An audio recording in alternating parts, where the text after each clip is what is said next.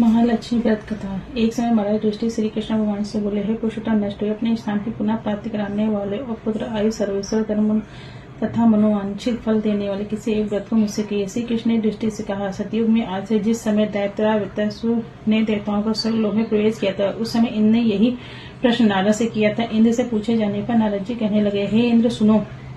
पूर्व समय में अत्यारंभी पुरंदरपुर नामक एक नगर था। उसकी भूमि और पर्वत रत्नों से भरे हुए थे। वहां की स्त्रियों की कटाक्ष रूपी नयन वाणों से कामदेव तीनों लोगों को अपने बस में कर लेता था। वह नगर धर्म, अर्थ, काम, मोक्ष इन चारों पुरुषार्थों का उत्पत्ति स्थल होने का संसार का भूषण रूप था। उस नगरी की कारीगरी को देखकर विश्वकर्मा भी अपने मस्तक को सदा हिलाया करते थे। उस नगर में मंगल नाम का राजा राज करता। उसके साथ एक अभागी चिल देवी तथा दूसरी यशस्विनी चोल देवी, ये दो स्त्रियां रहती थी। एक समय मंगल राजा चोल देवी के साथ महल के शिखर पर बैठा था। वहां से उसकी दृष्टि समुद्र के जल से घिरे हुए स्थान पर पड़ी। उसे देख अति प्रसन्नचित राजा ने हंसकर चोल देवी से कहा, हे चंचलाक्ष, मैं तुम्हारे लिए नंदनवन को भी ले जाने वाला एक बगीचा बनवा दूंगा।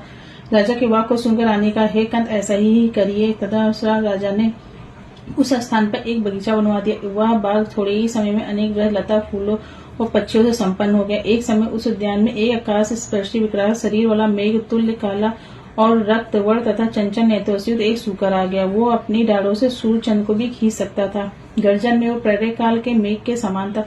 उसने वहां आकर अनेक वृक्षों को तोड़ डाला और उस उद्यान को नष्ट भ्रष्ट कर दिया। हे युधिष्ठिर, उस सूकर ने किसी वृक्ष को जड़ से उखाड़ा, किसी को दांत से तोड़ा, किसी दांत की रगड़ से नष्ट कर दिया। कालतुल्य उस सूकर ने कई रखवालों को भी मार डाला। तब उद्यान के रक्षक भयभीत होकर राजा के पास गए और सब हाल कह सुनाई। ये बात सुनकर राजा के नेत्र क्रोध से लाल वड़ हो गए। राजा ने अपनी सेना को आज्ञा दी कि शीघ्र जाकर उस सूकर को मार डालो। तदनंतर राजा भी एक मतवाले हाथी पर सवार होकर उद्यान की ओर चल पड़ा। वह सेना अश्व समूह रूपी वस्त्र से ढकी हुई पृथ्वी को हिलाती तथा रथों की तीव्र गति से उत्पन्न पवन से पर्वतों को कपाती तथा पैदल सेना की सबसे दिशाओं को पूरित करती बगीचे के समीप पहुंची और उसे चारों ओर से घेर लिया। अपने उच्च घोष से दसों दिशाओं को प्रतिध्वनित करता हुआ राजा बोला, जिसके रास्ते में शुक्राधाम निकल जाएगा, उस सिपाही का सिर शत्रु की बाहर काट डालूंगा। राजा का वचन सुनकर सूकर जिस मार्ग से राजा खड़े थे उसी मार्ग से मनुष्य की सी चेष्टा करता हुआ निकल गया और राजा कोड़े से अपने घोड़े को मारते ही रह गए। राजा लज्जा से चंद्रवत कलंकित होकर सूकर के पीछे पीछे सिंह व्याघ्र से युद्ध घोर वन में जा निकला। उस वन में तमाल, ताल, हिताल, साल, अर्जुन आदि के वृक्ष थे। वहां विविध लताएं थी। झिल्लियों के झंकार से दसों दिशाएं मुखरित हो रही थी। उस घोर में वन में राजा एकाग्रचित से उस सूकर को ढूंढ रहा था। एकाएक सूकर से सामना हो गया। तब राजा ने वैसे ही बाढ़ से उस सूकर को घायल किया जैसे इनने पर्वतों के पंख काटे थे। बाढ़ के लगते ही सूकर अपने अधम शरीर को छोड़कर दिव्य गंधर्व स्वरूप धारण कर विमान पर जा बैठा। गंधर्व बोला, हे महिपाल, आपको कल्याण हो। आपने मुझे सूकर योनि से छुड़ाया, सो बड़ी कृपा की। अब मेरा हाल सुनिए। एक समय ब्रह्मा जी देवताओं से घिरे हुए बैठे थे। उनकी चंचटपुर आदि जालों से खरजादि सप्सरों और मंदरादि तीनों वनों से तथा न्याय के व तरह तरह के स्थान वो कुड़ों से युद्ध गीत सुना रहा था। गाते गाते मैं ताल स्पष्ट भ्रष्ट हो गया। इसी कारण ब्रह्मा जी ने मुझे चित्र गंधर्व को साथ दिया कि तू पृथ्वी पर सूकर होगा। जिस समय राजाओं का राजा मंगल तुझे अपने हाथों से मारे, उस समय तू सूकर योनि से छूटकर फिर उस अपनी गंधर्व योनि को प्राप्त हो जाएगा। अतः हे महिपत, मैं इस योनि में आया था। आज आपके हाथ से मरकर मैं सूकर योनि से छुटकारा पा गया। अब मैं प्रसन्न होकर देवताओं को भी दुर्लभ एक वर देता हूँ। उसे स्वीकार किया। धर्म, अर्थ, काम तथा मोक्ष को देने वाले महालक्ष्मी व्रत। इसे करके आप सार्वभौम राजा हो जाएंगे।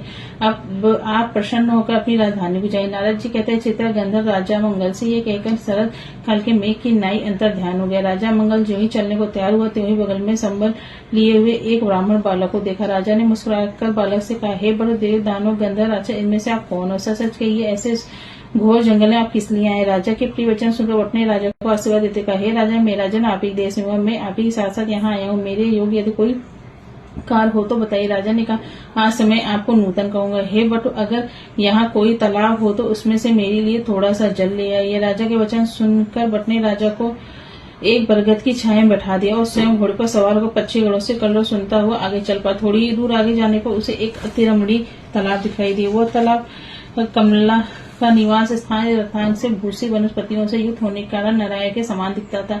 वह तालाब वायु के सैकड़ों यत्नों को निष्फल करने वाला, विष रही अगस्त्य मुनि की विपाशा को शांत करने वाला, समुद्र से भी अधिक गंभीर, शीतल, मंद सुगंध वायु, स्वच्छ जल से भरपूर था। जो ही उसके निकट वो बट घोड़े को लेकर गया, तो ही कीचड़ में धंस गया। वो घोड़े की से उतरकर चारों ओर देखता हुआ तालाब के निकट पहुंचा, तो वहां से उसने कई स्त्रियों का झुंड देखा।